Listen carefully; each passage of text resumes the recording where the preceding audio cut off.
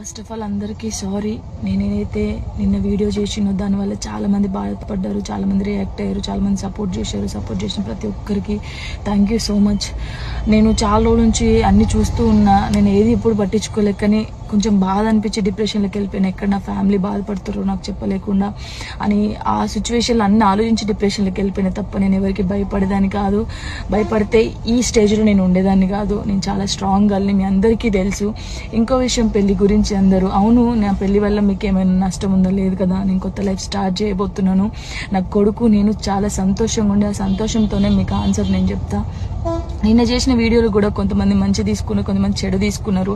అది ఆగదు ఎప్పటికైనా ట్రోలింగ్స్ అనేది. నాకు అది అర్థమైంది. నేను దాన్ని పట్టించుకోవాల్సిన అవసరం నాకు లేదు. నా లైఫ్లో నేను చాలా స్ట్రాంగ్ ఉంటా, ఇంకా ముందుకు వెళ్తూనే ఉంటా. మీ జానక్ ఎప్పుడు స్ట్రాంగ్గానే ఉంటుంది. కొంచెం డిప్రెషన్లోకి వెళ్ళిపోయినా. అందరికి నమస్కారం. నేను మీ సింగర్ దిలీప్ దేవగన్. ముందుగా నా పాటలను ఆదరించి నన్ను ఈ స్థాయిలో నిలబెట్టినటువంటి ప్రేక్షక దేవుళ్ళకి మరియు మీడియా మిత్రులందరికీ నమస్కారం అండి. నేను రీసెంట్గా ఏదైతే పోస్ట్ చేసినటువంటి ఒక ఫోటోని విపరీతంగా ట్రోల్ చేస్తున్నారు. అవునండి, నిజమే. నేను జాను త్వరలోనే పెళ్లి చేసుకోబోతున్నాము. మేము ఇష్టపడ్డాం, కలిసి బతకాలనుకుంటున్నాము. మేము ఎట్లాంటి తప్పు చేయలేదండి. మేము కలిసి బతకాలనుకుంటున్నాం అంతే.